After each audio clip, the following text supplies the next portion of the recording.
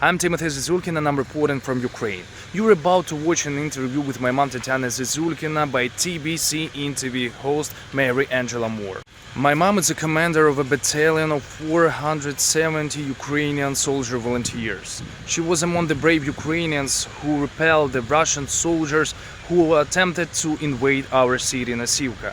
Watch to the end for you to see the valor and the faith with Ukrainians imbibe with the hope to gain back our freedom from oppression. Imagine that President Putin is in front of you and you are given 1 minute given 1 minute to send him a message. What would that be?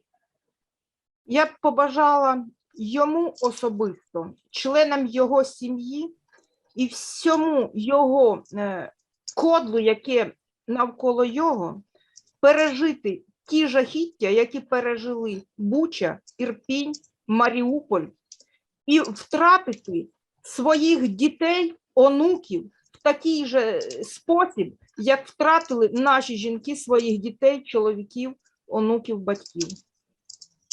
I would wish him and his family to survive the horrors experienced by people who lived in Bucha, Irpin, Mariupol, and lose his children in the same way as our mothers, our women, and our girls lost their children, their husbands, and their boyfriends. If you're given a chance to send a message to your president, to your President Zelensky, what message would that be? Дати можливість воювати тим, хто це вміє робити, займатися правоохоронною діяльністю тим, хто це вміє робити і знає, як робити, керувати країною тим, хто вміє і знає це, як робити. To give the opportunity to fight with enemy to those who know how to do it, to rule the country to those who know how to do it, and to reward those who are worthy.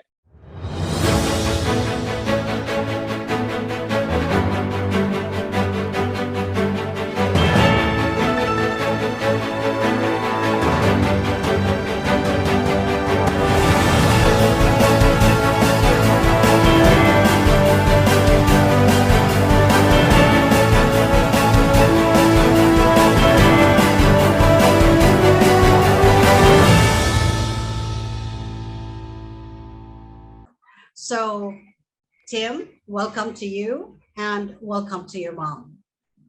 Will you please introduce your mom to us? Introduce yourself briefly and then let your mom introduce herself. Thank you.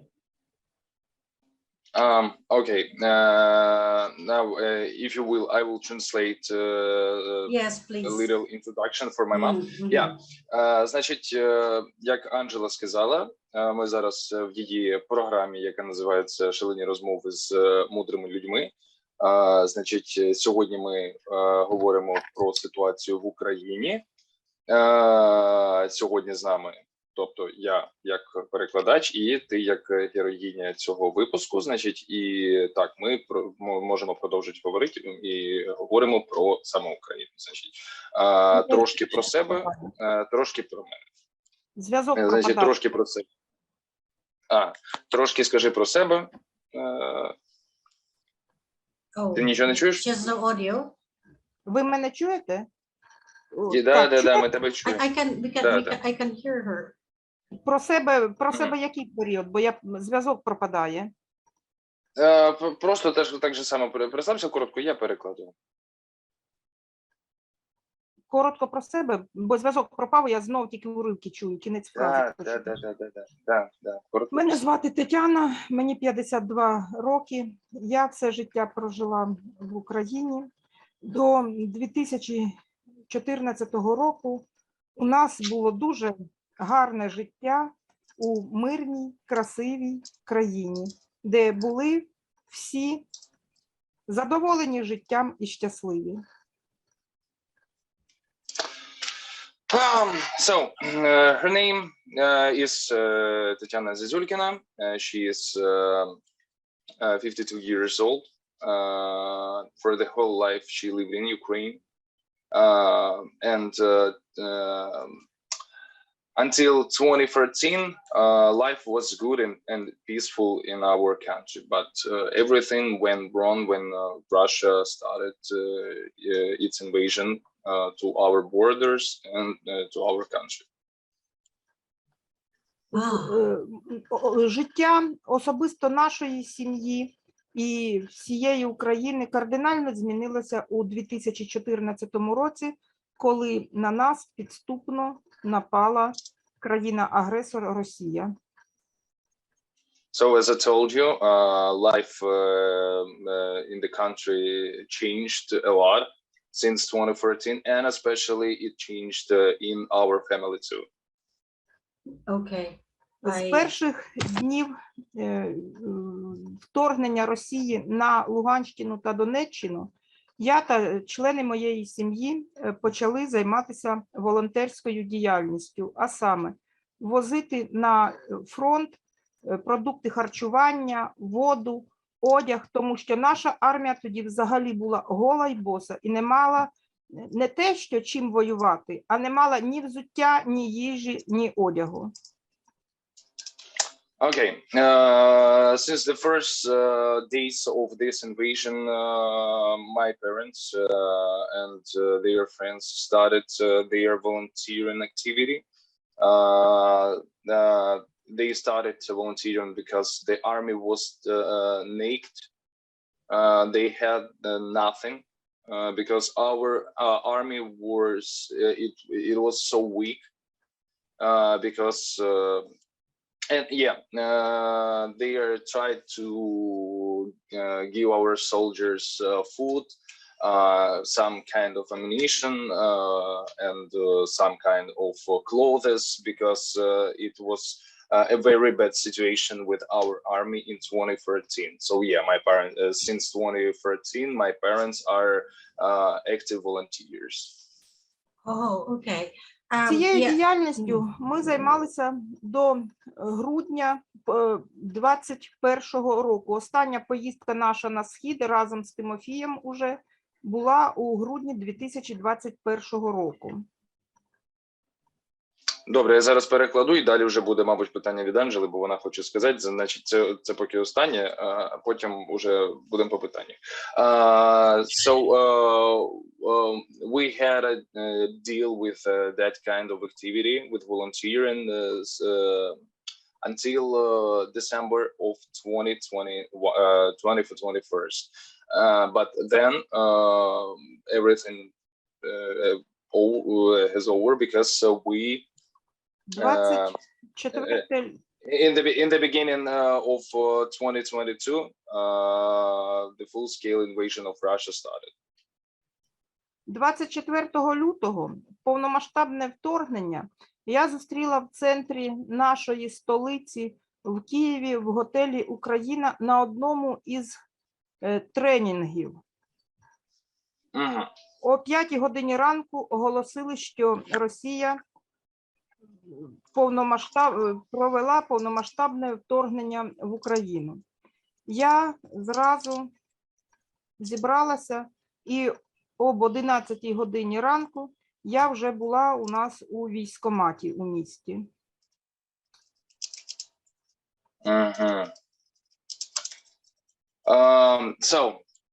24th of February, the day when this war has begun, she met in Kyiv at 5 o'clock in the morning. And after that, she understood that everything goes wrong. And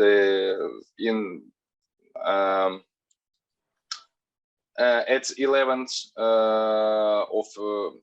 in the morning, she was in our town, Nasivka, in a military uniform, in a handkerchief. So, коли я виїжджала з Києва, то в нас на очах розбомбило ракетою військову частину під Києвом. Я бачила те, що там відбувалося. І водій, який мене попутно віз у місто, тому що транспорт уже зупинився, ми були страшенно налякані, як і всі люди. When she moved from Kiev, she saw that the missile bombed the military unit in Brovary. It's near Kiev, so they were so scared because of this, of the whole situation, and that was so. They were so afraid about everything that is going on. Так, давай зараз трошки закінчимо. Хай Анджела скаже. So yeah, I think we're over now. Okay. Well, I heard that you are a member of Sema Ukraine. Can you please tell us more about what is Sema Ukraine? Значить, вона чула, що ти є учасником Сема Україна, і чи можеш що-небудь загалом розказати про Сему? І тренінг, до речі, на якому ти була, це він був від Семи чи ні? Ні. Ладно, тоді просто тренінг по розбудові громадського суспільства в умовах війни. Добре, ти зараз розкажи тоді про Сему, тому що я думав, це перетинається. Так, про Сему Україна. В одну із поїздок на фронт у 15-му році я та члени моєї сім'ї, а конкретно чоловік та старший син чоловіка, були незаконно позбавлені волі одним із військових формувань на сході України. Таким чином, я попала в Сему Україна, яка займається питаннями сексуального та гендерно обумовленого насилля в умовах війни в місцях несвободи. During one of the trips to the east of Ukraine in 2015, my mom and members of our family, they were captured by one of the unlawful battalions of our defenders. So that's why this experience were the main thing why they arrived to Sema, why they started to work with Sema Ukraine. Sema Ukraine. Yeah. All right. And what is the mission of Sema Ukraine? What do you do with, Яка у Семи місія, скажи, будь ласка, що ваша основна діяльність, яку ви робите, що ви намагаєтеся принести? Сема Україна створена 26 лютого 2019 року. Завдяки глобальній мережі фонду Деніса Муквеге ми пройшли за 3 роки дуже багато тренінгів і навчань, і самі жертви сексуального та гендерно обумовленого насилля уже відшукують жертв ті, що зараз постраждали, і намагаються працювати з цими жінками на правах як рівний рівному. Okay, Sema was created on February 26 in 2019, and thanks to the global network of Denis Mukwege, they had a lot of trainings and exercises and about help to sexual violence victims and who experienced rape and sexual and gender-oriented violence. So the victims and these women from Sema, they are victims of sexual and gender-oriented violence too, and now they are because they know how to deal with that trauma. The victims of sexual violence themselves are already looking for those who suffered since the war began, and they are working hard and trying to find women who experienced rape and sexual violence since 2013 and since 24th of February 2022.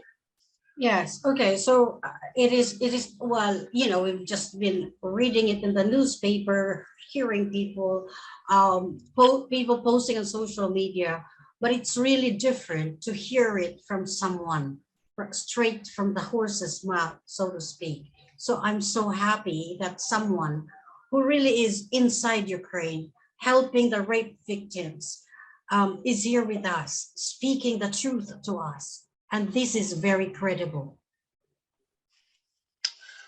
Значить, Анджела сказала про те, що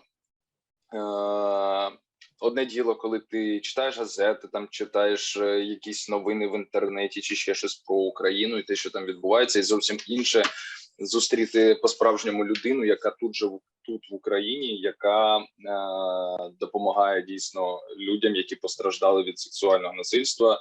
І це дуже надихаюче через той факт, що це дійсно, це дійсно є дуже важливим розуміти, що люди тут в Україні допомагають іншим людям, які постраждали від того чи іншого виду сексуального та гендерно орієнтованого насилля. Завдяки глобальному фонду Муквеги жертви 2014 року, які з 2014 року за 3 роки пройшли ряд тренінгів психологічного напрямку, і на сьогодні з повномасштабним вторгненням ми знаємо, як працювати з цими жінками. Ми знаємо, що їм сказати. І це дуже важливо на сьогодні вміти говорити з цими людьми. Тому що, як не прикро, але психологи не готові до цього. Органи влади не готові до цього. Тому що той, хто не пережив подібного досвіду, не може зрозуміти цих людей. Ага. Добре. Thanks to the Mukwege Foundation, since 2013, victims, the victims of the sexual and gender-oriented violence who experienced it since 2013, they undergone a number of psychological trainings. So today we know how to work with this woman, and it's important to be able to speak with kind of these people who experienced the rape and sexual violence. Psychologists in Ukraine, unfortunately, they are not ready to doing that, and our government is not ready to do that too. Yeah. And so because it's because if the person doesn't experience something like that, one who has not lived, who didn't gone through this, this person can't understand what is going on in the head of the person who experienced something like that. You're right. I agree. Саме зараз у Карпатах проходить потужний наступний тренінг за участю представниці глобальної мережі Сема Аполін і за участю психолога Віоли. Аполін з Нідерландів прилетіла в Україну, в Карпати, а Віола із Сполучених Штатів Америки. Я не змогла бути присутньою на цьому тренінгу, це перший мій пропущений захід, який проводить Сема Україна, через те, що ми створюємо зараз добровольчий загін, і я не можу на 5 діб випасти із цього процесу. Але саме зараз там серед 10 жінок 3 жінки, які є жертвами жертвами сексуального насилля з 24 лютого 2022 року, яких знайшли і привели в організацію членкині Сема Україна. Now in the Carpathians it's like our mountains in the west of Ukraine. There is training with the participation of member of Global Foundation, Mukwege Foundation, Apolline, and psychologist Viola Devi from New York. Unfortunately, my mom had no opportunity to be present here. And this is the first event of Sema that she hasn't been present at this kind of trainings, because now we're working on our battalion of territorial defense. Yes, I would like to start. So yeah, that's why we had no opportunity to leave our town for 5 days, because it's but now in the Carpathians Mountains are 3 women who experienced sexual violence since 24th of February, since the full-scale invasion began. So they are in Sema right now. All right. So, yes. Let me. Sema helps them. Very good. Let me ask you: how many raped women or rape victims are you able to help in a day? Because I heard that it is all over Ukraine. Like the Russians use rape as a weapon for war. And I read and I heard that they don't choose the age. They can rape young children, grandmothers, mothers, anyone. That's terrible, horrific, condemnable, really. But then how many women are you able to help in a day?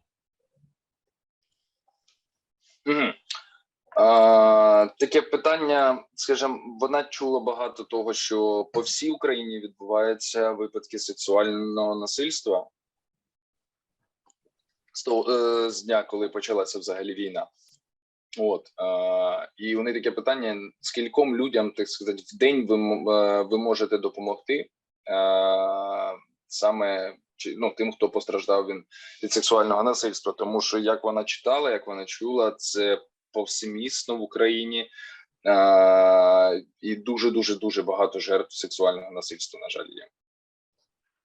Значить, якщо з 2014 року по 24 лютого 2022 року сексуальне насильство не було зброєю війни в Україні, то з 24 лютого сексуальне насильство є зброєю війни в Україні. If from 2013 till February 24th, sexual violence, it wasn't like a weapon of war. So since 24th of February 2022, it is definitely a weapon of war. Гвалтують як How many victims a day? А скільки жертв, так сказати, може є якась статистика в день, наприклад, чи це так не вираховується? Значить, я зараз я дам відповідь, вона трошки буде довше займе часу, але я спробую їй пояснити, що відбувається, тому що пишуть не точно. Добре, давай я тоді поясню. It will be a longer answer to explain you what is going on. So if you will, she will tell you what is going on here, and she will answer that question, yes. But it will be a little bit longer. All right, it's okay. Please tell us what's going on inside. This is actually what we want to know. What's going on inside right now? Добре, давай, мам, продовжуй тоді. Like how many women are being raped every day? What kind of rape? We've seen photos of that. Please tell us if it's true or just propaganda made up by television stations. So we would like to know from you. We would like to hear it from you. Добре, як вона сказала про те, що розповідай, тому що вона хоче розуміти, ну ти тут в Україні, відповідно, вона хоче розуміти, і люди, які нас дивляться, теж що там насправді відбувається, що це взагалі за ситуація з насильством, чи справді все так погано, чи це тільки телевізійна пропаганда, тобто от такого формату речі, тому так, продовжу говорити, розкажи, я буду перекладати вже. Це не телевізійна пропаганда. І ми знаємо тільки про ті випадки, які найбільш кричущі і яких не можуть приховати навіть самі окупанти і злочинці. Ми знаємо про факти зґвалтувань чоловіків, жінок, дітей, людей похилого віку.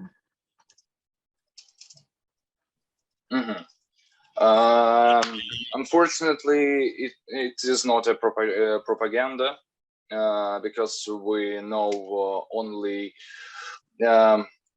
those cases that even occupiers can hide, because we know the facts of the sexual violence and rape against men, women, children, adult and old people. So yeah, it is a very, very bad situation with that. Це ж ми знаємо, тому що це відбулося в тих, в основному, містах, які під окупацією були короткий час, ну, місяць, півтора, два. І ці злочини не можна було приховати, тому що про них знали сусіди, близьке оточення і так далі.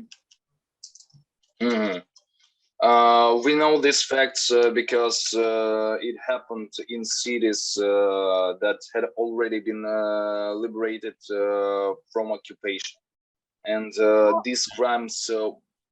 So yeah, we know these crimes because it can't be hid anymore, because people who live in these cities, they know everything what's going on, and that's why now we know only the information about territories that were liberated. Okay, Ми ніколи не довідаємось про кількість жертв, наприклад, на тих територіях, де майже 9 років під окупацією, це території Луганської і Донецької областей. We will never know everything what is going on in these districts that are under occupation for the last 8 years. I mean, Luhansk region and Donetsk region. Ми ніколи не довідаємось про кількість таких злочинів у Маріуполі. We will never know all the cases from Mariupol because there are a lot of victims that are dead. Те, що ми бачимо, це, мабуть, 100-та доля цих злочинів, і це ті люди, які не побоялися звернутися до правоохоронних органів і в першу чергу до медичних установ. Everything that we see right now, it's like only a few percent of the whole statistics, because we know something, because people are not because these victims were not afraid to ask for help into police stations, maybe because they need help, I mean medicine, med help. So yeah, we will never know everything. Через недосконале на сьогодні законодавство в Україні багато жертв не звертаються до правоохоронних органів, тому що вони не вірять в те, що злочинці будуть знайдені, ідентифіковані і покарані. А так як менталітет такий, що краще промовчати, чим тебе оговорять, то багато жертв просто мовчить про те, що з ними сталося. Many victims do not contact the law enforcement agencies because they do not believe in the fact that the criminals will be punished. And because it's like a Ukrainian mentality, it is better to shut up and be quiet than to talk about something, because people are afraid that they will be bullied for that fact. Oh yeah, because yes, And yes. Because of yeah, as I told you, because there are a lot of troubles with our law enforcement agencies, and our laws are not ideal in that fact. Yes. And yeah, people they do not believe that someone will help them. Yes. Well, yes, encouraging women to speak up and be helped is a very positive way of helping women, rape victims. And I appreciate you and the Sema. I appreciate you, Tatiana, for helping women in Ukraine. And I'm sure that there are a lot of women, if I can help. My partner and I are actually we also teach personal development. If we can teach these women, maybe not all of them, but even if a few of them, I will be very happy to do that so that they can rebuild their lives. I am with you on how I feel for these women, and I hope they can recover and start their lives anew. Okay, I would like to, I'm happy to see you and Tim together in a place where it is safe. Is there a safe place in Ukraine like your town? Because the way we see it from outside here, it's like the entire Ukraine is already ravaged and it's already ruined and destroyed. But it's a good thing your town is safe. Значить, загалом будь-яке заохочення до того, щоб говорити про те, що ти пережив, що ти відчув, це дуже велика робота, і в цьому Сема дуже великі молодці. Значить, як Анжела сказала, ви робите дійсно велику роботу, і це дуже важливо. Загалом, скажімо так, це дуже важливо працювати далі над подібними кейсами, тому що треба далі заохочувати людей до того, аби вони говорили про себе, аби вони не боялися якогось осудження чи ще чогось. І, значить, питання далі, це вірніше далі такий роздум про те, що дуже добре, що я і ти зараз у безпеці, тому що те, що вони бачать по новинах, там наче як вся Україна у вогні, вся Україна знищена, але це дуже добре, що є такі міста, от як у нас, які зараз в безпеці. Тому да, от так.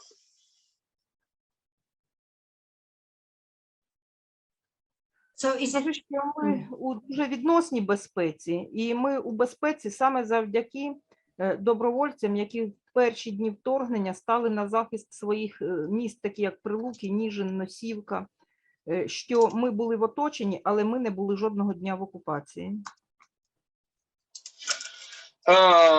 Yeah, we're relatively safe, and it is thanks to the volunteers who defended our cities like Priluki, Nizhyn, and other cities that are surrounding our town, Nasivka, I mean.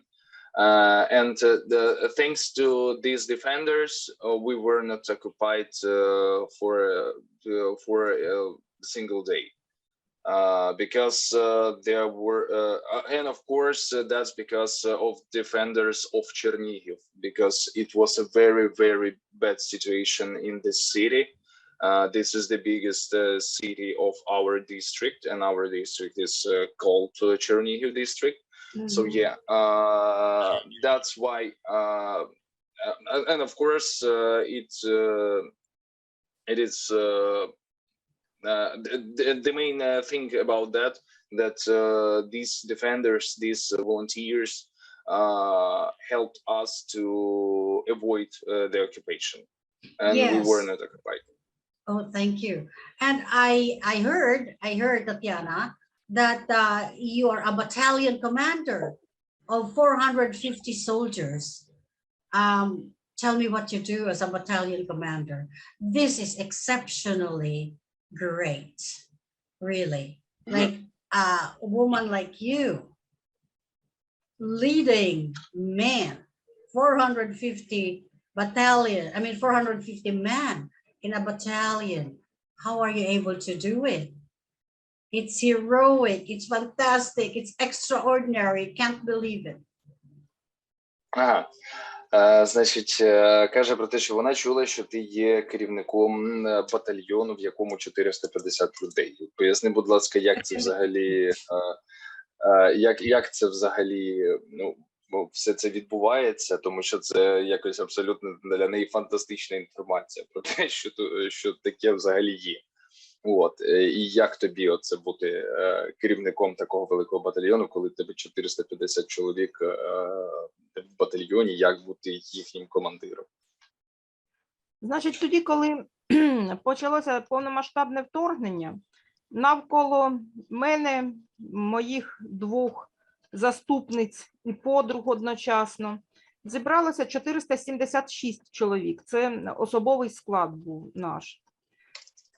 42 доби ми цілодобово несли чергування на блокпостах, самі готували собі їжу, самі приймали рішення щодо забезпечення безпеки мешканців у місті, тому що професійні військові займалися професійно військовою справою, а ми, так можна сказати, ну, в тилу, в 10-15 кілометрах від ворога, намагалися все зробити, щоб ворог танками, колони танків ішли.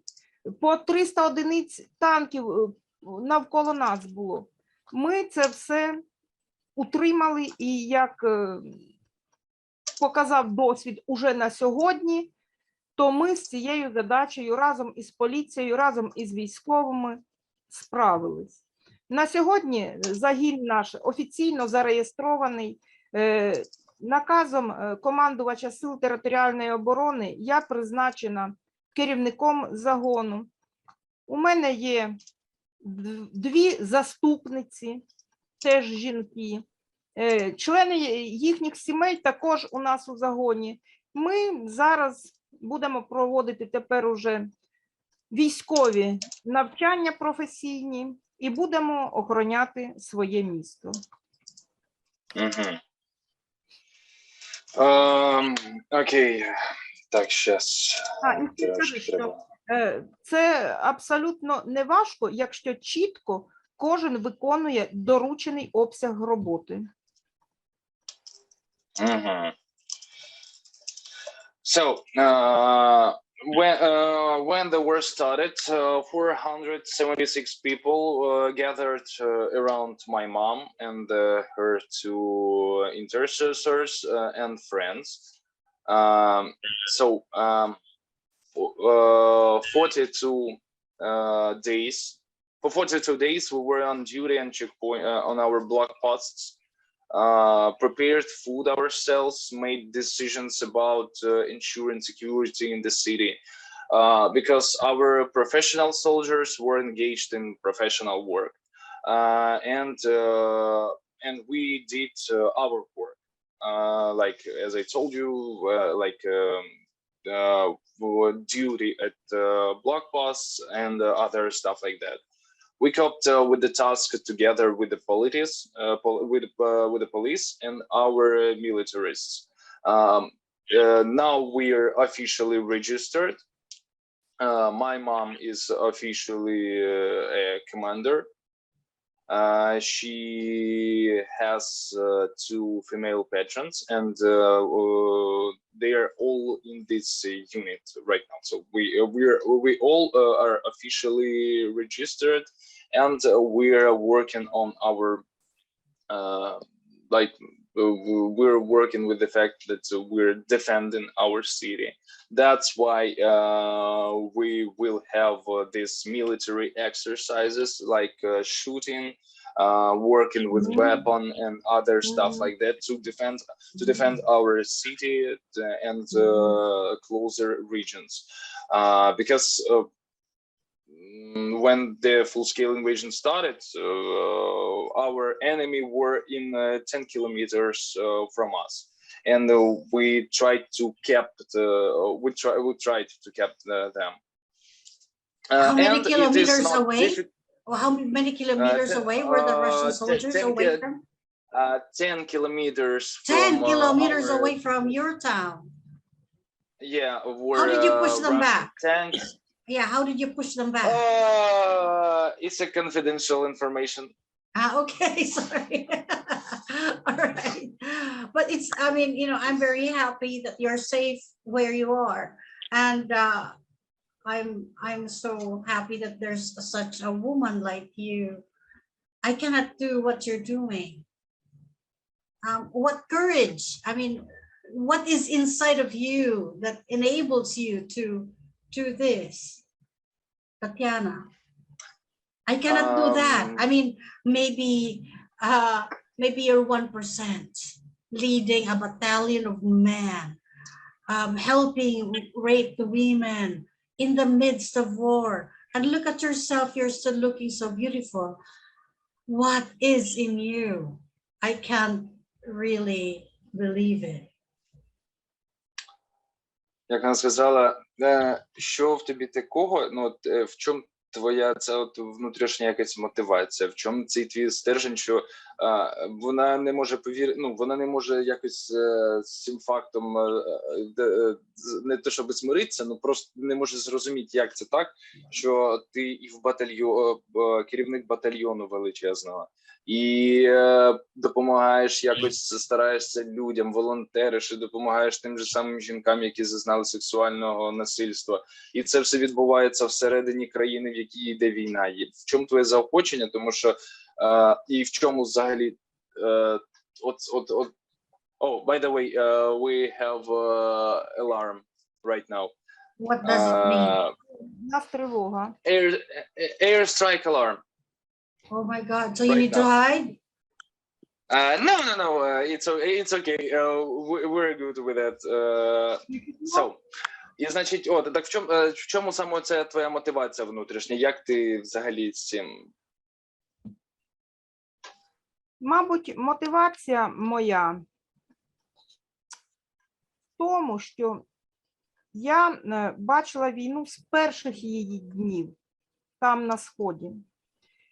І я, мабуть, замало робила всього 8 років для того, щоб це не прийшло до нас в Україну, не прийшло до нас у рідний мій дім, до нас додому. У мене похилого віку мама. У мене у молодшої рідної сестри 2 діток глибокі інваліди. Одна взагалі не ворушиться, не ходить, не сидить, Єва. Друга втратила 100% слух. Я не хочу, щоб вони бачили жахіття війни. Врешті-решт, я сина родила не для війни. Хоча він поруч зі мною відчергував, так як і його дівчина, до речі. Так, вся сім'я, в мене дуже плакала мамка, що каже, ну я так за вас хвилююсь, тому що ми всі були на базі. Вся сім'я, я, мій чоловік, моя сестра, мій син, його дівчина, моя дочка, її чоловік, мій чоловік. Тобто, ну, вся сім'я, крім мами, яка нянчила дітей. воювали, по суті. Тільки воювали коктейлями Молотова і тією зброєю, яка була в нас вдома. Я не хочу, щоб моя сім'я бачила війну.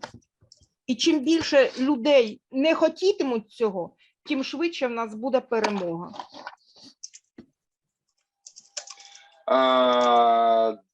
Добре, зараз перекладу. Так.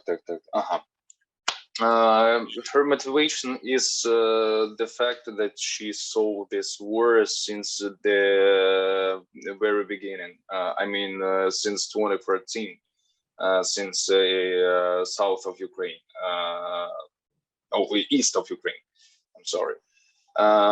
And she thinks that she didn't do enough for these 8 years for it to not to come to our town, not to come to our city and our home, because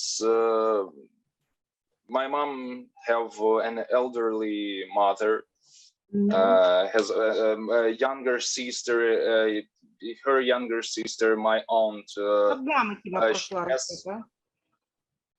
Почекай, сейчас. She has children with my mother's sister. I mean, my aunt. She has a sister who has children with disabilities. One has cerebral palsy. The other is deaf. And my mom didn't give birth to a son for the fact of war. Me and as she told about me and my girlfriend, and about my father, about my sister, we tried to protect our whole city. And we did that without any weapons. We had only Molotov cocktails for fighting, and very old guns. I mean, like for yeah. Unfortunately, we had only a very old guns for fighting. But you were able to push back the enemy. I mean, the Russians. Yeah. We had other kinds of connection to push back our enemies. All right. Okay. So I'm so happy to know that, and I feel connected with Tim, and I really feel very sad if something happens to your community or to your city. And I wish to see you, someday too, and continue our friendship and our connection together. Вона каже про те, що їй дуже, так сказати, приємно, в принципі, тому що вона і зі мною спілкується на постійному контакті. Вона, на жаль, вона дуже сумна через те, що взагалі тут відбувається, тому що вона зі мною на цьому постійному контакті, і вона бачить всю ситуацію, як мінімум з моїх слів. І вона дуже сподівається на те, що вона зможе ще не раз побачитися з тобою і зі мною, і може навіть і вживу, тому що вона відчуває, що ми там для неї вже як друзі.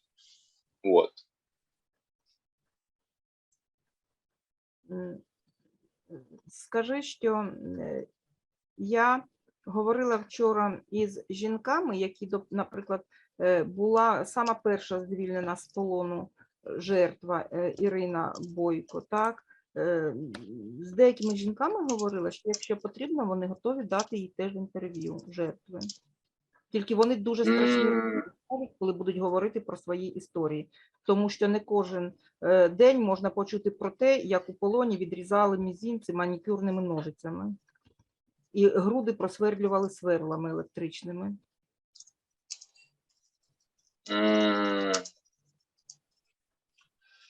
Yeah, my mom had a conversation yesterday. Had a conversation with members of Sema Ukraine, and they told her that they are ready to talk with you in an interview format. to tell you these awful things that they experienced Yes, I love it. since 2013. Mhm. But I have to warn you that their stories are Yes, their stories graphic, very are so graphic. scary, Mm. because not everyone can hear the story about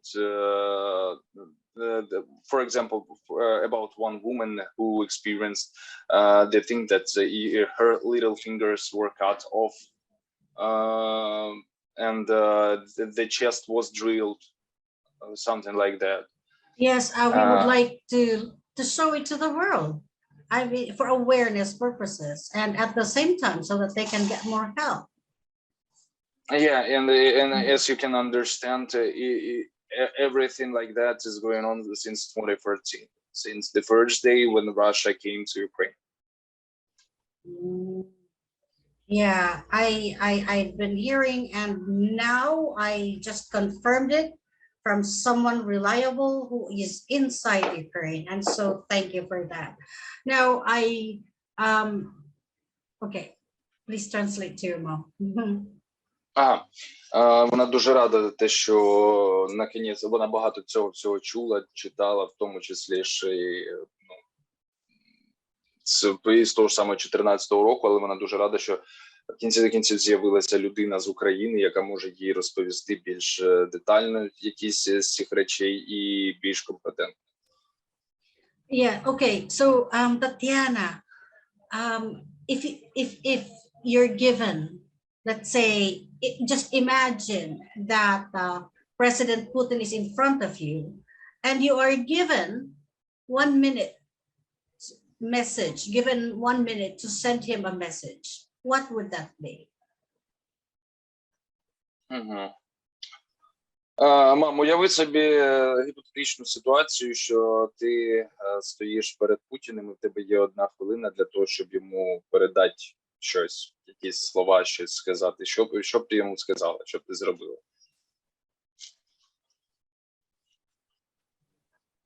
Я б побажала йому особисто, членам його сім'ї і всьому його кодлу, яке навколо його, пережити ті жахіття, які пережили Буча, Ірпінь, Маріуполь, і втратити своїх дітей, онуків в такий же спосіб, як втратили наші жінки своїх дітей, чоловіків, онуків, батьків.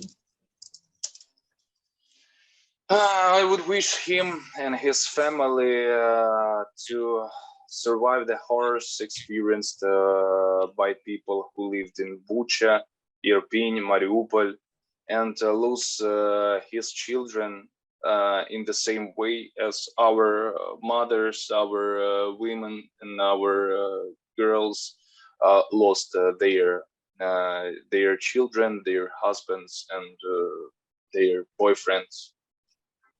Але я розумію, що це не один Путін це робить. Не гвалтував Путін у Бучі малолітніх дітей. Це народ такий. But I understand that it is not only Putin, because it is not Putin who rapes children in Bucha.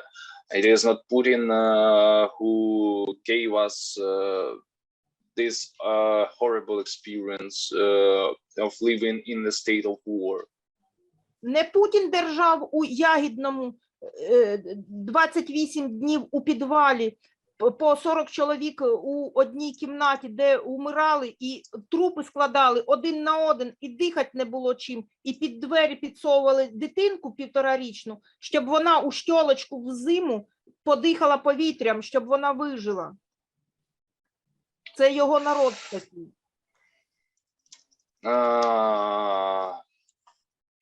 Not Putin kept people captivated in the basement on the first floor with 28 people in one basement, and there were corpses of dead people, and there were in this basement were little children who were only 1.5 months, 1.5 months, I mean, and mother of this little girl tried to keep in her on the higher ground, on the higher top, to give her an access to breathe, for breathing.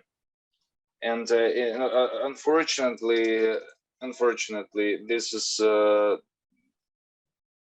it's not about only Putin. It's about the people who are living in Russia. It's about their soldiers who are living in Russia and who came here to do these horrible things with our country, Yes. and with our people.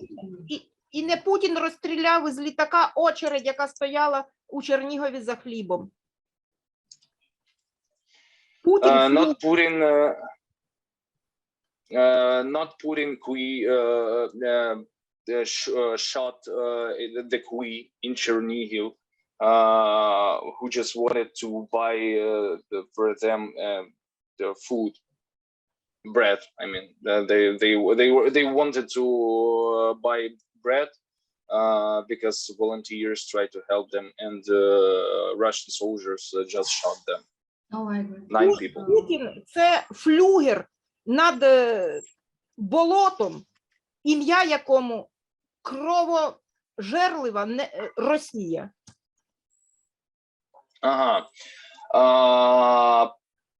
Putin is not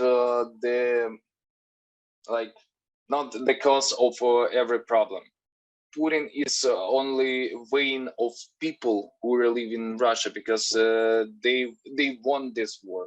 There are a lot of people in Russia who want this war to continue, unfortunately. And yes, that's why President Putin is only like he's like a state of modern Russia.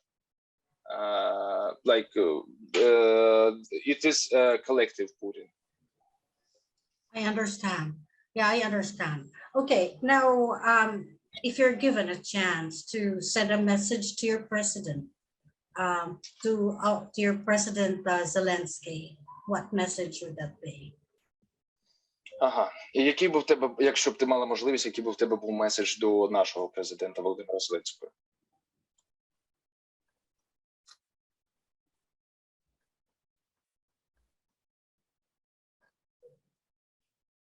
Дати можливість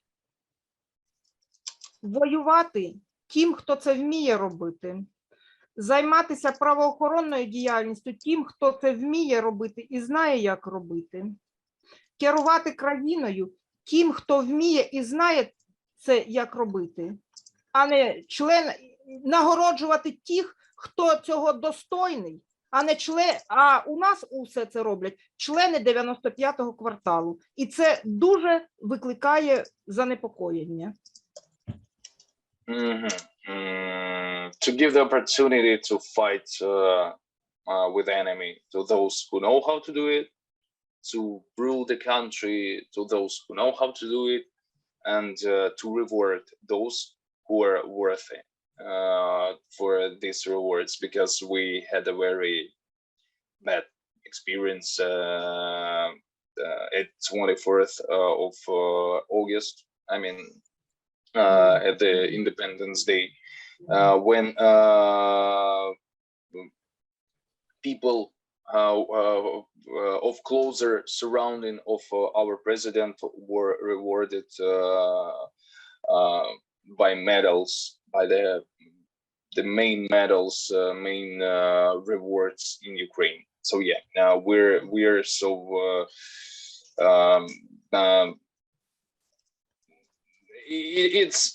it's not so good for us, I think.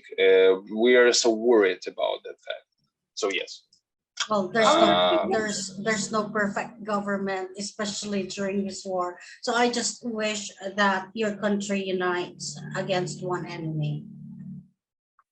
You know, sometimes the enemy can use divide and conquer. So just unite. So no enemy can conquer your country. Каже про те, що все-таки, ну, але нам всім важливо об'єднання, тому що ворог може застосувати в тому числі і принцип розділяй та властвуй. Що тому ми маємо бути об'єднані в Україні, і вона нам бажає того, щоб у нас все було добре, тому що вона теж знає, що у нас є деякі проблеми з нашим керівництвом країни. В принципі, те, що є в них в ЗМІ теж. Тому так, вона бажає, щоб ми всі були об'єднані проти одного ворога. Але на сьогодні ця країна допомагає Зеленському подолати зовнішнього ворога. Подолаємо зовнішнього ворога, а у себе в країні всі проблеми вирішимо потім.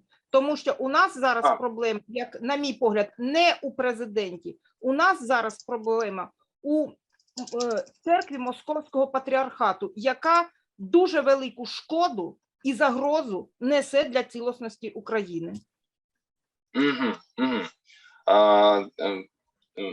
Whole Ukraine is helping our president Zelensky today. So the problem is not with the president, because he is working